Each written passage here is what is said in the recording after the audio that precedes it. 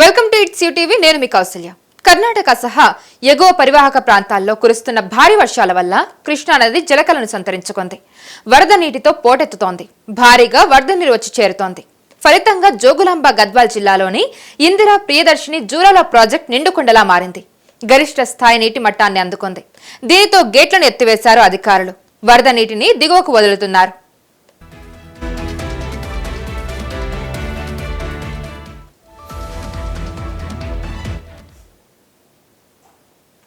Jurala inflow 65,000 క్యూసెక్కులుగా రికార్డైంది.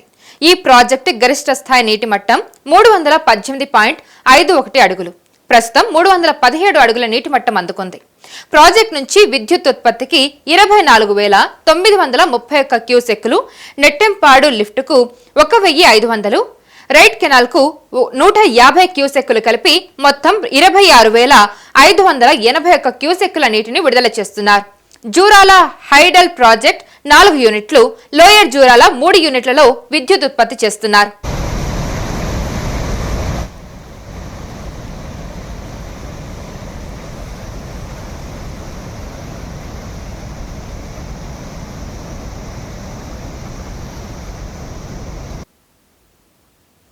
Maharashtra, కర్ణాటకల్లో కొద్ది రోజులుగా ఎడతెరిపి లేకుండా భారీ వర్షాలు కురుస్తున్నాయి. దీని ప్రభావంతో అటు గోదావరి, ఇటు కృష్ణానదికి వరద పోటుకు గురయ్యాయి. భారీగా వరద నీరు వచ్చి చేరుతోంది. కృష్ణా ఉపనదులు సైతం పొంగి పొరలుతున్నాయి.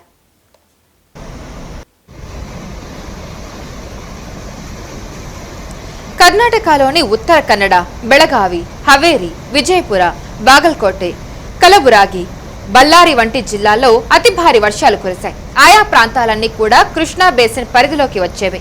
అటు మహారాష్ట్రలోనూ కృష్ణా ఎగువ పరివాహక ప్రాంతాల్లో ఏకధాటిగా వర్షాలు పడుతూ ఉన్నాయి.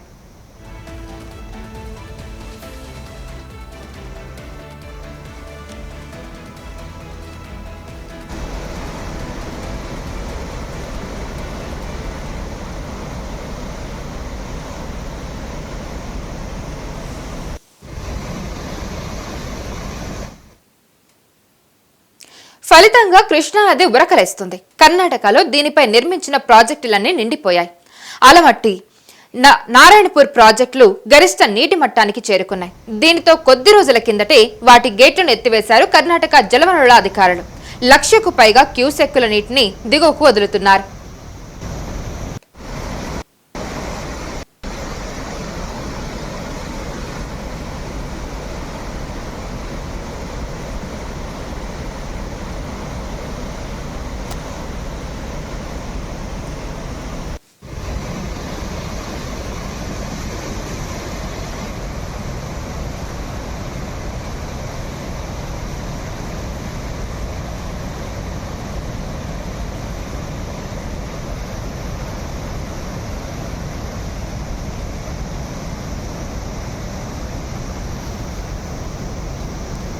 సో మనం చూస్తున్నాం కర్ణాటక సహా ఎగువ పరివాహక ప్రాంతాల్లో కురుస్తున్న భారీ వర్షాల వల్ల కృష్ణానది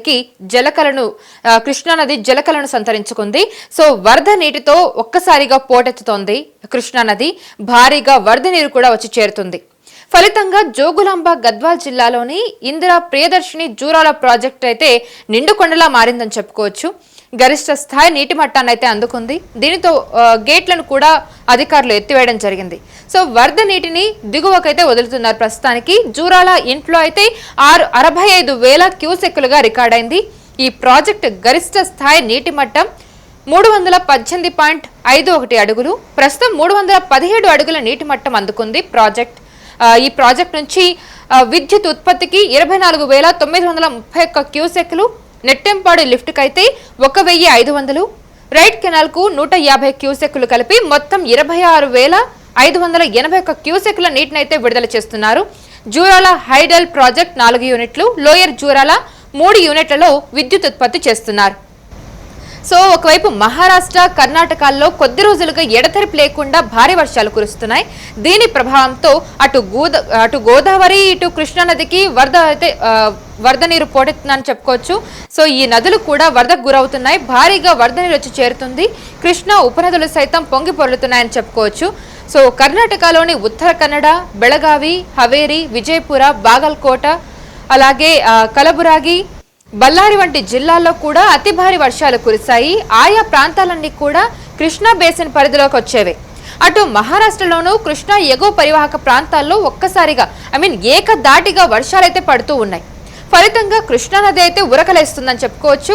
కర్ణాటకలో దీనిపై నిర్మించిన ప్రాజెక్టులన్నీ నిండిపోయాయి. అలమట్టి, నారాయణపూర్ ప్రాజెక్టులు గరిష్ట నీటి మట్టాన్ని అయితే చేరుకున్నాయి. దీనితో కొద్ది రోజుల కిందటే వాటి గేట్లను కూడా ఎత్తివేశారు. కర్ణాటక జలవనరుల అధికారులు 1,00,000కు పైగా క్యూసెక్కుల నీటిని దిగువకు వదులుతున్నారు.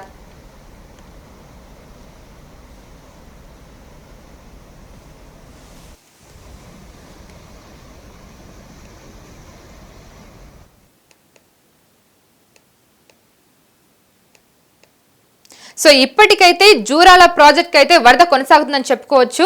సో ఇది ఇప్పటి వరకు ఉన్న updates. Keep watching you've TV for more updates.